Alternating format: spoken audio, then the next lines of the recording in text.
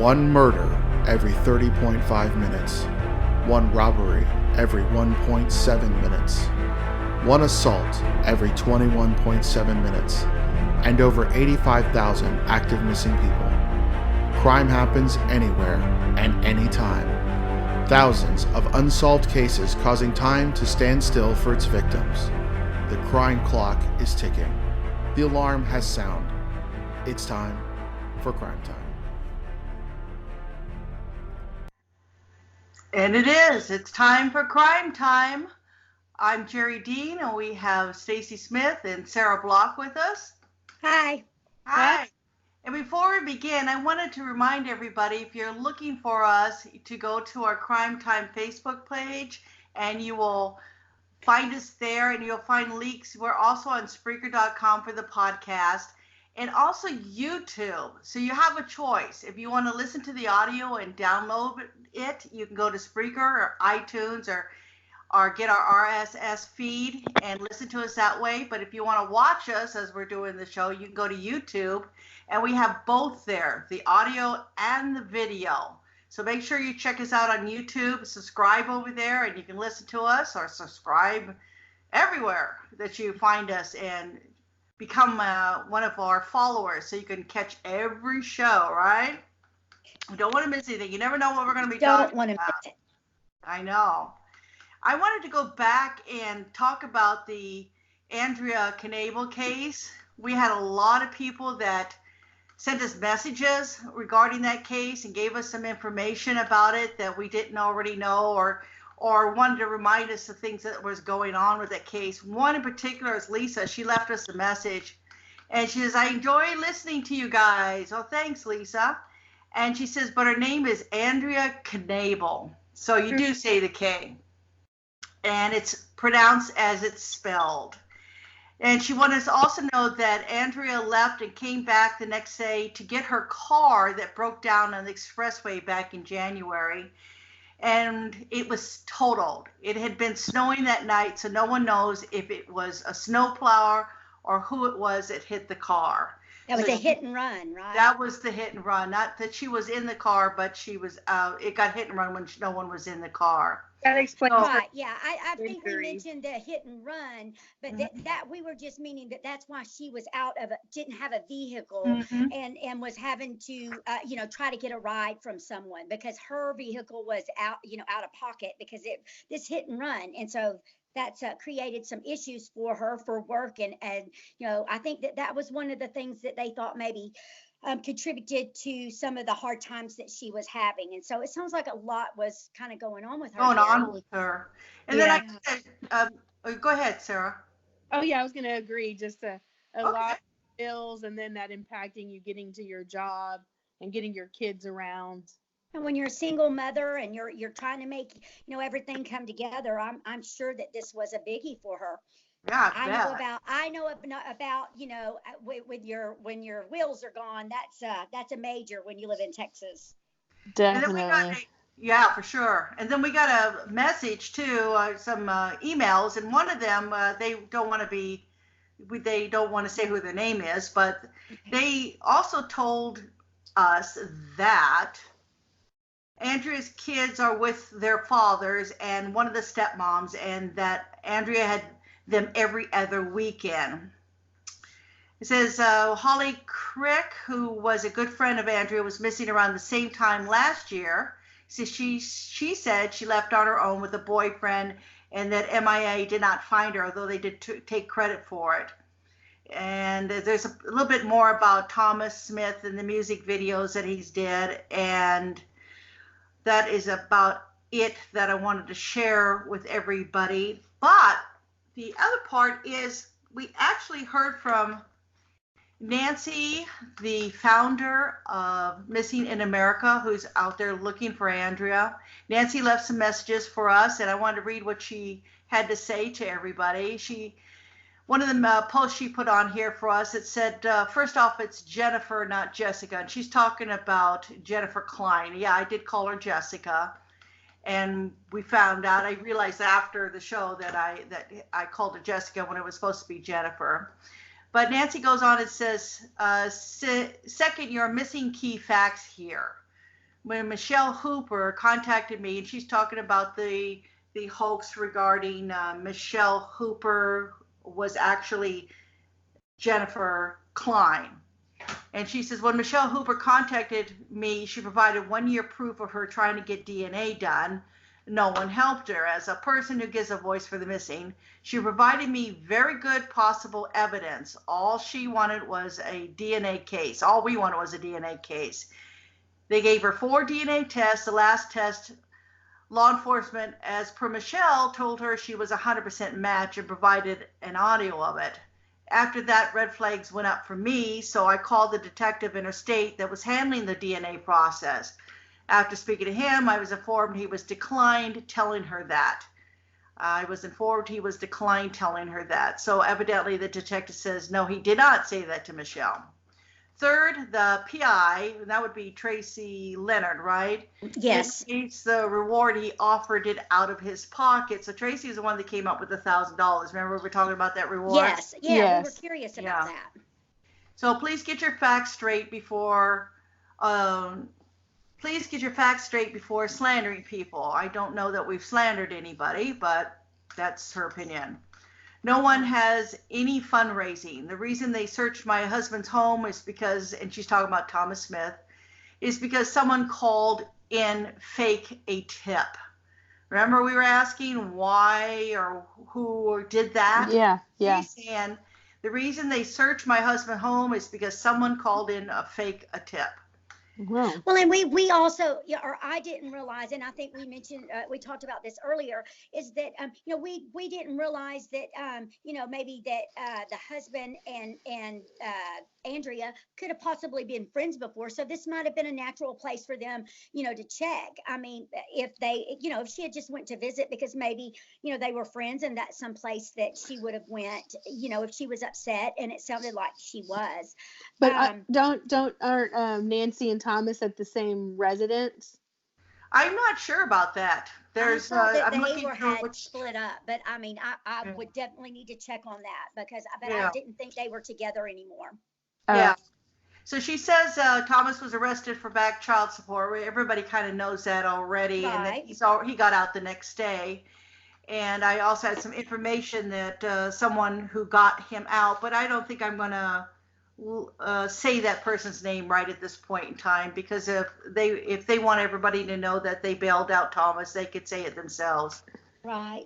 So Nancy says, please get your facts straight. Well, I think we got them pretty straight, but we, don't know everything. And if we did go through the whole case, we would have had to have about 5 hours to do that. So right, and I think that, Jerry, I think that we mentioned that because, I mean, this was something that, that we were just learning about, and we don't know all the details. And so we're glad that that Nancy reached out to us to clear up anything that we don't have correct, because that's what we're trying to do, is sift through this mountain of information. And we definitely don't want to say anything that's incorrect. And any information, we are more than welcome to look at. One of the things that I noticed that I don't know if we touched on was that the last time that her phone was used is when she had left upset from the sister's house the night she went missing. And that it has not been used again. I think it was like around 2:12 a.m. is the last ping from her phone. And so that cell phone has not. And that's very worrisome to me, because, I mean, you would think that she would be using her cell phone. And the other thing and that I wanted to say is that we do have some numbers, Jerry, and I can do this at the end, but I've got a number for the police department for their missing unit or whatever, if anyone has any information, and also to this Mr. Leonard, if so I can add those in when we're done. All right. Give those, so okay? let me go on more with what Nancy has to say. Let me finish that up. I'm sorry. She said he was, we got that. And she says, please get your facts straight. We said that. And Nancy says, you should have made contact with me before doing this. I didn't know that. I didn't know we were supposed to contact her first. Usually a missing person would have a main contact as their nearest relative, like the sister or a parent. I think the sister and the dad have been in the news for looking for Andrea Knabel. Well, and when I was looking at those numbers, they have this missing hotline. They have the Mr. Leonard, the private investigator, and then another private investigator that I believe works with Mr. Leonard. And then they do list Nancy, but she is fourth or fifth on the list. Right, that's true. And which, of course, in the age of free speech and our disclaimer that we're not detectives or with any law enforcement agency, what kind of permissions do we need to form our opinions about cases that are out there in the open and discuss them? Because really we authorities we are trying to bring solve her home safely as well. That's we would like, that's why we have stressed so much, that it's dangerous, it's reckless for this to be not considered as a full-blown missing persons case. And so there's a real case out there. Attention to the case and try to help her find her way home. And so she's posted, Andrea Knabel is posted out there on NamUs.org. So there's an actual true missing report. Even we're still under that 30-day mark, I guess. Or no, actually we just passed up the 30-day mark. Yeah, I think she missing August 13th? Yeah, August 13th. Yes. Also, her friends have created a Facebook page to try to help bring her home. And so that's another resource if anyone is needing some more information that they could go to. I believe Jerry had one comment where someone had said where her boys were. Weren't they with a family member? That was in the other information that we got. I know that they mentioned that she had been visiting with her sister, that her sister lives a couple of blocks. And so I don't know. Aaron. I could be wrong, but I thought that maybe they were with the sister. And I think the sister was the one that put in the report a few days after having last seen. A few days after. There's some people wondering why she took so many days to do that, but I don't know if that, sometimes you can make a report, but maybe you won't get out into the world until a couple of days later. Unless we talk to her about that. Might be a good time. We had mentioned that we would love to speak with her sister, Jerry. I mean, if I believe her sister's name is Erin, and so we would love to talk to her because I believe that she could answer some of these questions, and that and that we would be more than glad to talk to her and try to help get the word out that her sister is missing, and so please reach out to us. We would love to hear from you and help in any way that we possibly could.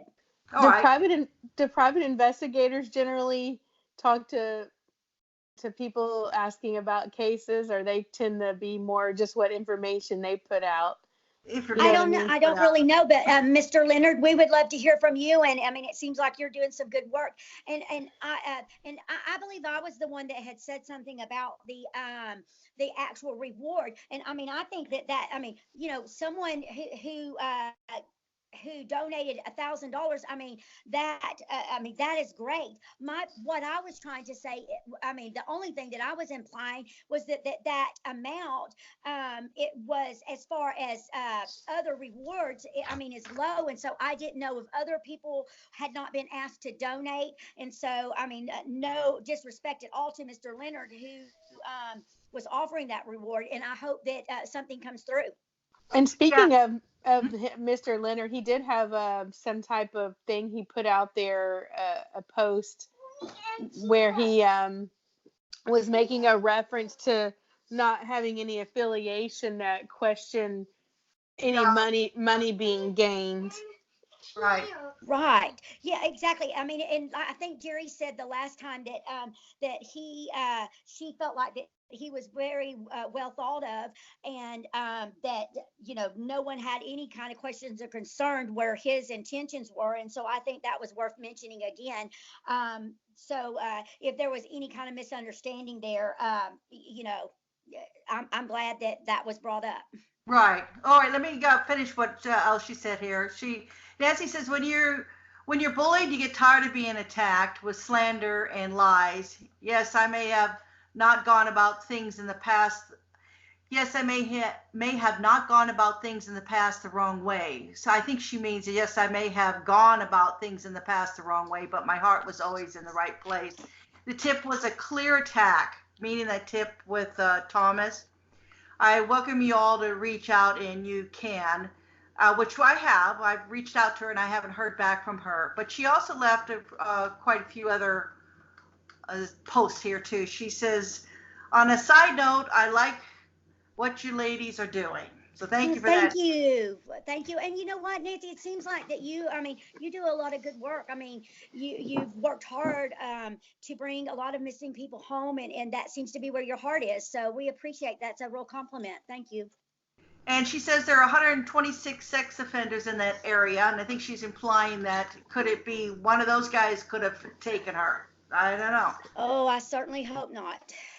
And then the last thing she writes is, I have proof the Victim News online article says the DNA was in. I have an email proving Namus saying her DNA wasn't back.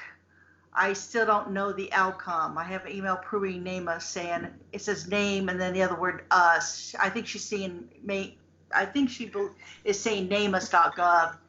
Saying her DNA wasn't back. I still don't know about the outcome of the DNA. And I kind of think back, and we're talking about the Michelle Hoover case. We're talking about it quite a ways back, at least a couple of years, I think, when this came about. And I thought I remembered that the DNA did come back, and that the law enforcement did say that she was not a match. But maybe they've got another DNA was done, and that's the one she's referring to. So that is about the whole thing on that. Uh-oh, is that Nancy? No, she's not calling. Let me hang up on that one. No, and you know what? I mean, and Jerry, I think that you would agree that, I mean, if that we welcome any kind of information from Nancy that she feels like would help. And so reach out to us, Nancy, in any way. We're here. We want to help as well. So. Right. And other than the emails, and we've got a lot of emails, a lot of instant messages, and a lot of posts on our videos regarding this case. But other than that, I don't think there's any new information, no sightings of Andrea Knabel that I've heard of. And that's it. Everything is pretty much the same as it was before.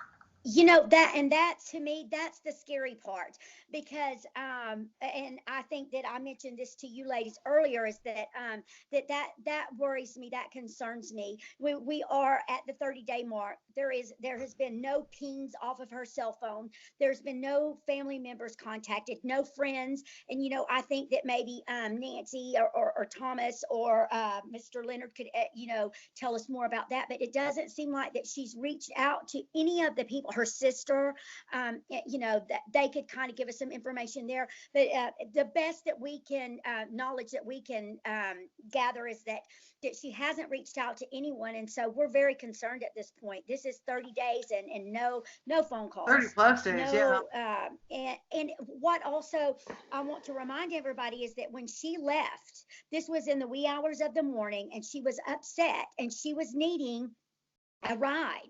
And so I think they said that not Uber, but a Lyft driver was in the area, but that something had not worked out.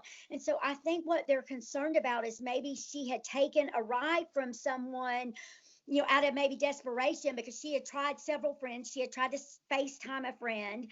And so, this is just really concerning that, nobody can actually say, well, this is how she got from point A. We don't even really know where she went, right?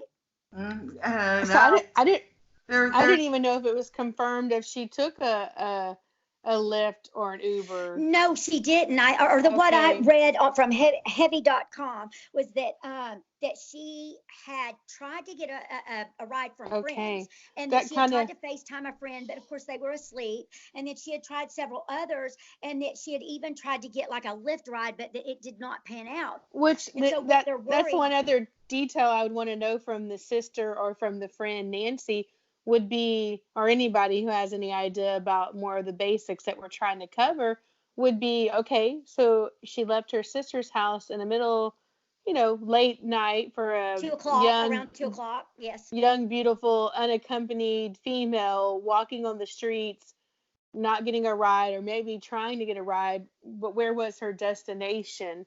And if you knew someone left in an argument, what level of do you not worry about where your family member goes or see them get a ride? Or do you, You know I what don't know, else, Sarah, just let that them just walk made me into the think distance of? at 1 a.m. down the street? I don't know. That doesn't add up.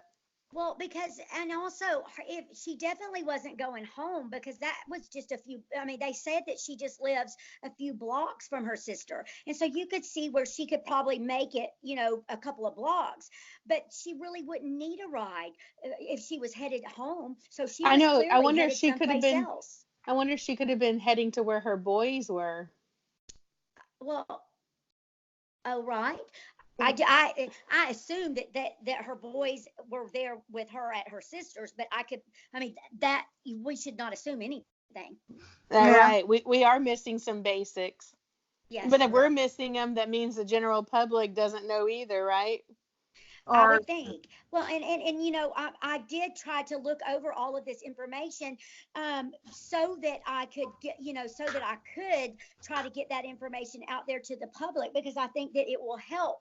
Because for me, when I have a general idea of what the person was doing, then, I mean, it just helps to try to figure out what their mindset was or what their alternatives. Kind of like you're saying, Sarah, maybe she was trying to get to her sons.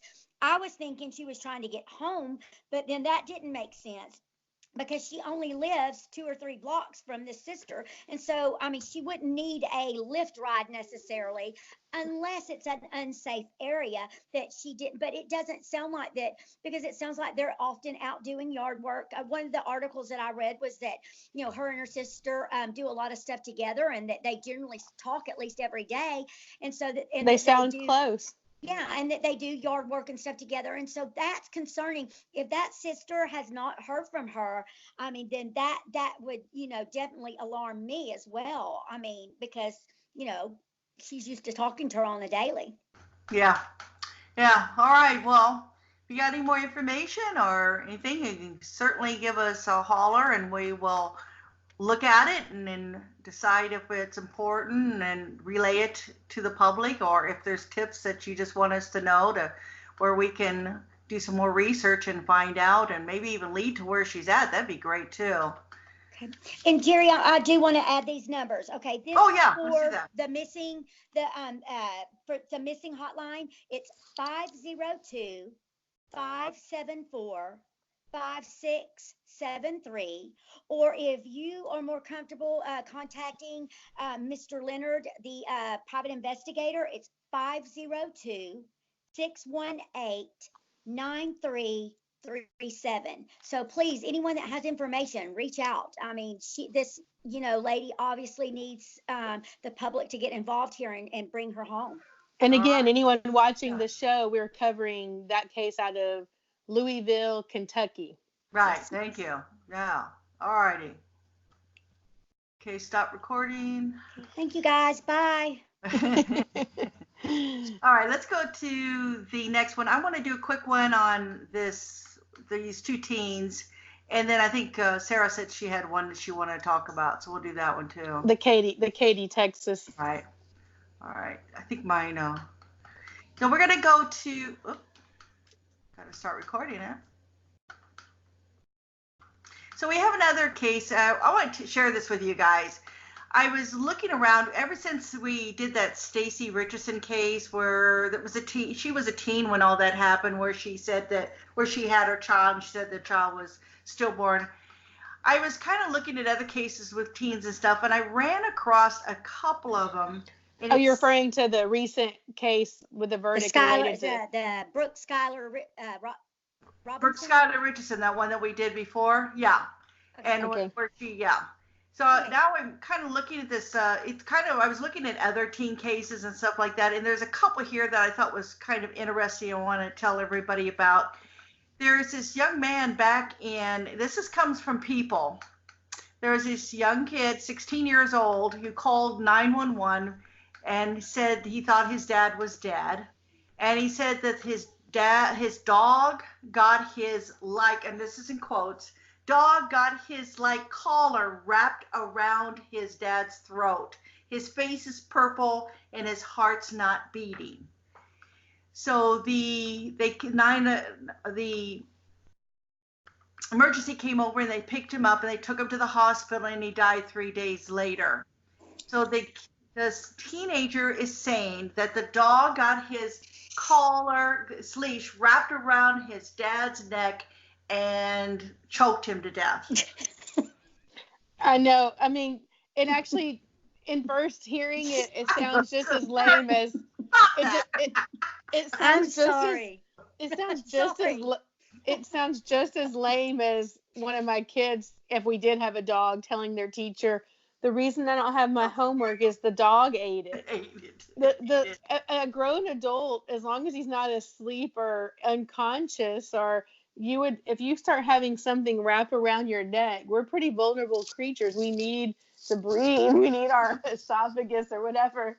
You don't want to cut off air supply. If a dog starts somehow having their leash anywhere near our neck, our instinct would be, oh, quick, don't have some fluke accident. And you would protect yourself. In other words, that's a real hard story to buy on that. It really is, and they don't even say what the size of the dog is. I mean, it's even going to be more atrocious if it turns out to be Pekingese or something. I know Stacy's not laughing at the atrocious thing of anything horrible happening to someone, but it's the atrocious story. Listen, right. I am really not. And so, but I mean, it's an atrocious. It's a far-fetched concept for that to be real, right? It is. And I apologize. No, that's all right. Everybody. Her tickle box gets turned over. I don't know how these first responders.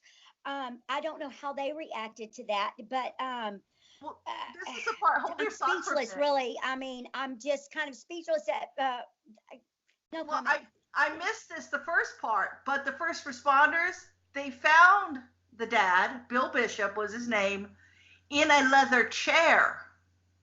So right. Some dog got up on his lap, up on his shoulders, wrapped the leash around his neck, and choked him off, and then. Listen, it had to have been a Chihuahua, because you know how the little Chihuahuas like to get up around the neck? Well, actually, I think it was a golden Labrador retriever. So the golden Labrador, which I think of as being a family dog. Oh, or maybe he was standing by the chair when the dog, or maybe he was laying down on the floor. The dog wrapped the thing around her, and then he stood up, and then he collapsed into the chair. I don't know how this happened.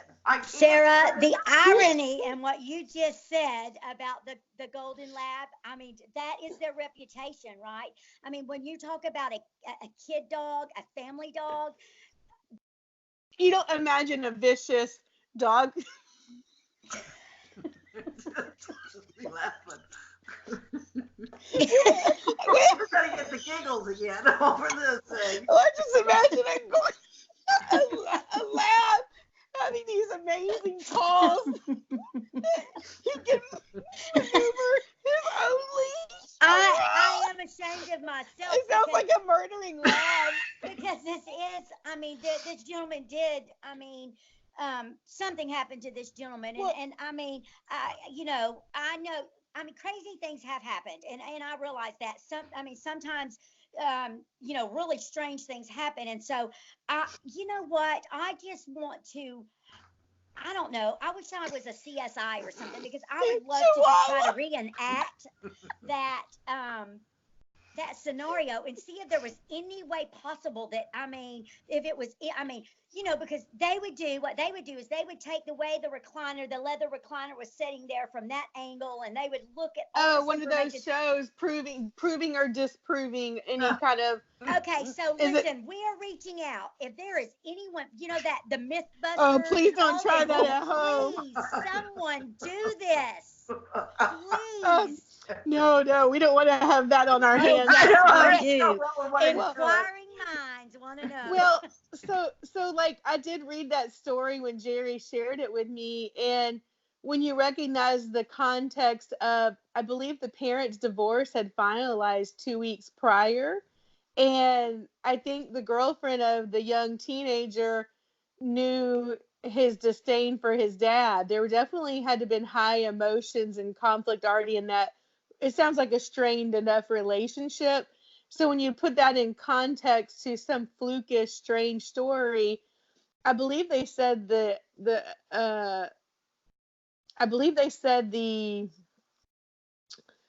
autopsy showed strangulation or Yes, it did. Yeah, I'm looking at it asphyxiation, now. where the Okay, family is saying, "Oh, I think he had a heart attack." So there's kind of three I did stories hear going that. along. Well, two stories, but strangulation sounds that could be consistent with the leash if that was the method used. If a person did it more than I believe a dog did it, the but the autopsy doesn't say anything about a heart attack. So to me, I'd look again, like Jerry was comparing the Skylar cheerleader case with the infant. She was comparing how a little bit how like the families react. I look at that case of the young man as the families wanted to kind of, what's his life going to look like, whether he did it or not, whether he's guilty or not. So trying to say that Bill Bishop had a heart attack or the family thinks he went into cardiac arrest sounds a little bit more like you're reaching and grasping for something that can help explain away something you can't change, but look at how it's going to impact this young man's future. You just don't want to cover for if someone really did flat out kill their dad, though. We know there's But plenty of yeah, cases of that Y'all, juvenile or something that's not. kind of interesting here, and I might be kind of jumping the gun if I am, Jerry.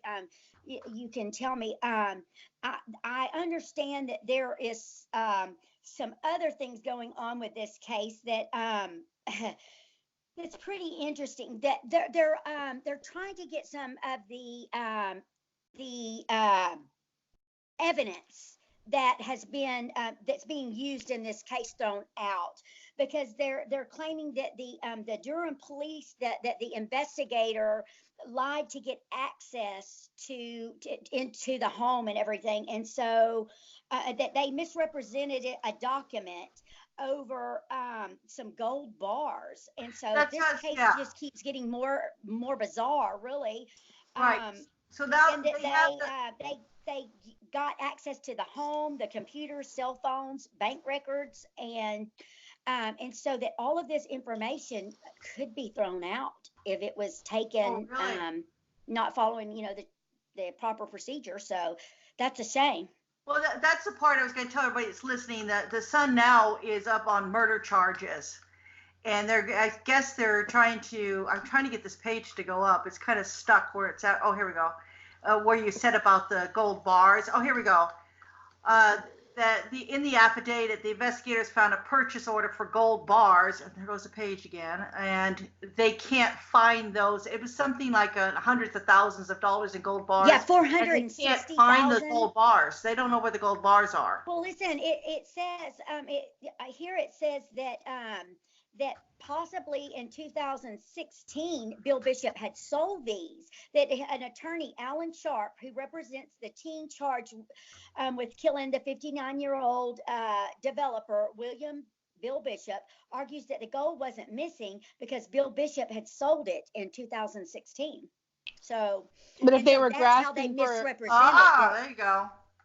yeah, There grasping you to go. find a way to get in. Well, but that makes you wonder. The teenager had called 911, and that means that they would come to the residence, and naturally you would invite them in. Well, now this may not have been at the same time, Sarah. This may have been after the Oh, I think it fact. was a I'm not couple sure, years. so I will Oh, double check gotcha. that because I'm not sure on exactly. But I'm going to tell you, I will have to say, Jerry, I had taken a look at this case, and I am so glad that you decided to talk about it. And I do apologize for my giggling, but I Well, mean, and in all seriousness, we're I not mean, laughing I about think this is going to be an the interesting horrors. story to follow, and I'm really glad that you brought it to our viewers' attention and everything, because there's just so many interesting facets of this case. And I mean, just the fact that that this Mr. Bishop it sounds like that, maybe there's been some material allegations thrown around. And so, I mean, it sounds like that there was a whole lot at play here. And there's one more that I wanted to bring up, other than the Bishop case, is another teen. Let me bring it up real quick. Who hired? Here it goes. Teen Week. We're having Teen Week. Yeah. She hired somebody to murder her parents, and she stole her parents' debit card and used it to help her pay 2 people to kill her parents. Alyssa Hatcher, 17, was arrested Monday in Florida. Oh, wow. And guess how much? 2 separate transactions. One is $503 and the other was $926. She was going to give to somebody to kill her parents. That's how much her parents' lives were worth, with either $500 or $920. You know what is scary about that? Was this I'm not familiar with this case, Jerry, but what immediately comes to my mind, was this someone that was just pretending like they were going to do this for this girl, or was this someone that was seriously considered doing this for that would equal approximately $1,000? Right. So she paid one person $400 to kill her parents, and she gave another person $900 to do it. But neither one of them carried it out. And then she also used $100 that was left over to buy cocaine. Oh. So don't forget your cocaine. Yeah, I know, Melissa.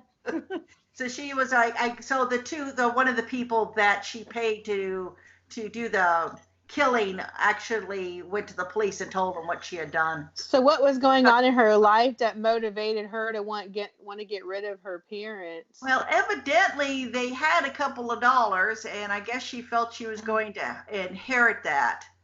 Well, she should have used more of it. It seems like that she would have been more successful had she have tried to use more of it to hire to. Right. Yeah. So that was Fox News, and I'm looking at Abilene Reporter, and now they're saying that she got $1,400. Facts kind of change a little bit when you go from one story to the other. So it was a suspect's boyfriend told the detectives that he'd seen her at a known drug house Monday morning, where she told him of her plan to kill her parents, and that's from the Abilene Reporter News. Huh. So you said this was in Abilene, Texas? Or is that Florida? Abilene, these newspapers. I'm sorry, you did say Florida. But she was in Florida. I went to Texas, so this is in Florida. Okay. Right. Okay. So the teen parents were not injured, and they have pressed charges on her. Well, yes, I'm sure. And can you imagine the magnitude of how that feels? We worry about things in life. We worry about keeping our teens safe and about keeping our families safe. And avoiding a car accident, a house fire. Your child. Just all the things that can happen. And, teaching your children right from wrong.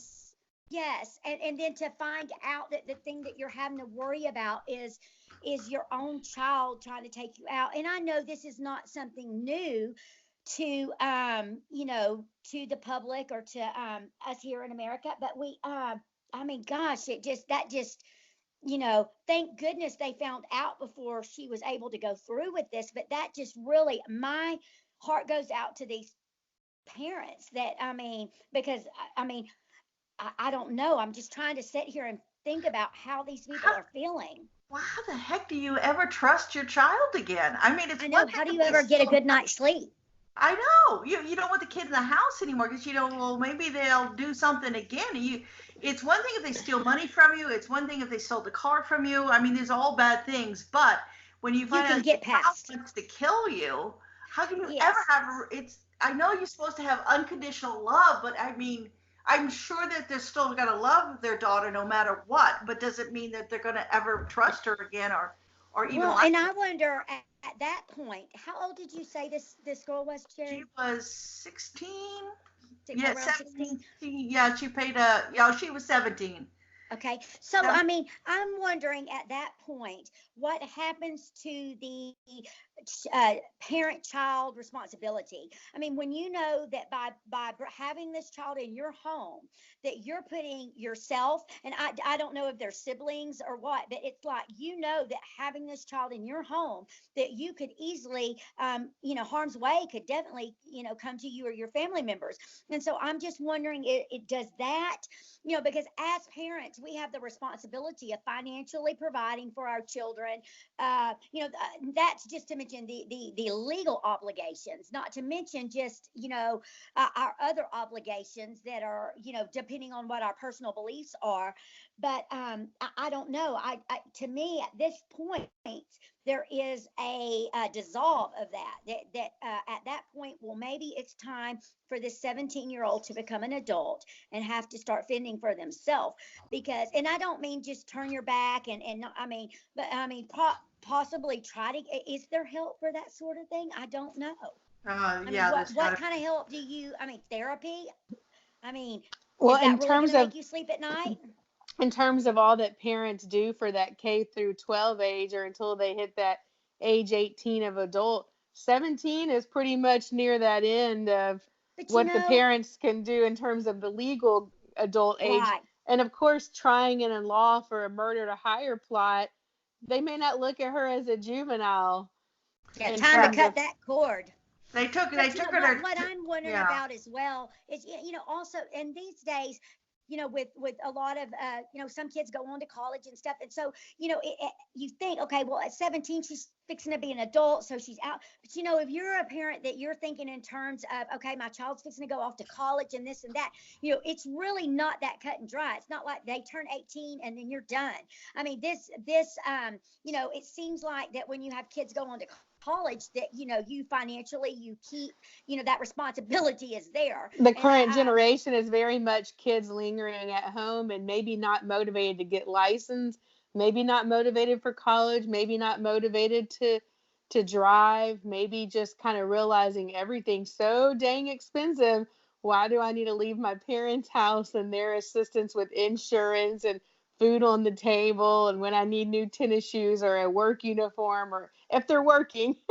Yeah. Let's hope they're not just playing video games all day. Yeah. But you know what? I'm really, the parents, the fact that they actually went ahead and pressed charges, I got to give them credit for that. That cannot have been an easy thing to do, because it couldn't have. Because now the child has a record, and it's a very good possibility she may be charged as an adult, and that's on her record from now on out. So it's that child is not, well, she's not that much, she's almost 18, but she's got that for the rest of her life to carry around. And her parents, I'm sure, considered that before they press charges. Are we going to ruin the rest of her life over this? And they go, well, hell yes, we are. Well, because their other option one step might too end far. up that they would lose their life. You know what I mean? And so they must know some details and know that, it sounds like this girl was serious. She had reached out to more than one person. And so, I don't have that much detail there, but whatever information they had, it felt like to them that it was a serious threat. And so they did press the charges. And, this might, I don't know, that might ultimately be what saves this girl. Maybe, when she gets into the system, then, they can figure out what type of help, if she is found guilty, then they can put her on a path of the kind of therapy, or I don't know. I don't even know what, I don't know what you would do for a child like that. I don't know what the answer is. I don't know either. So, I would love to know kind of what our viewers think about that. What do you think would be a possibility to help this girl? Do you think that this girl can be helped and that she could be rehabilitated and come back into society and part of her family without being a threat? What do you think, viewers, what do you think should happen to this girl? What do you think options should be? And if you were the parent or the judge in this case, what would you consider doing to rehabilitate her? So Yeah. send us a message or go to our Facebook page, our YouTube page, and please let us know. You know, what I would like to know is if the viewers would forgive their child, if they would press charges or not. I would like to know what their stand is on that. Yeah, what would it take for them to be able to forgive? That's a good question there, Jerry. Yeah. I like that. I don't think in this show that you had anything that said that does not make sense. Right, I don't think we had your signature phrase. No, I know. We missed that. We got to do that. Hey, well, listen, I am going to tell y'all that does not doggone make sense. There we go. But listen, that's it. It's a new phrase. It may not be appropriate for your specific circumstances, and information may become outdated over time. Crime Time Podcast does not assume any liability with regard to results based on the use of information provided here. Furthermore, advertisers, commentators, and linked sites are solely responsible for their views and content, which does not necessarily represent the views of Crime Time. We welcome you to download and play the podcast and share with others for personal use. Please acknowledge the Crime Time Podcast as the source of the material. You may not, except with our express written permission, distribute or commercially exploit the content. The information is provided by Crime Time Podcast. We endeavor to keep the information up to date and correct.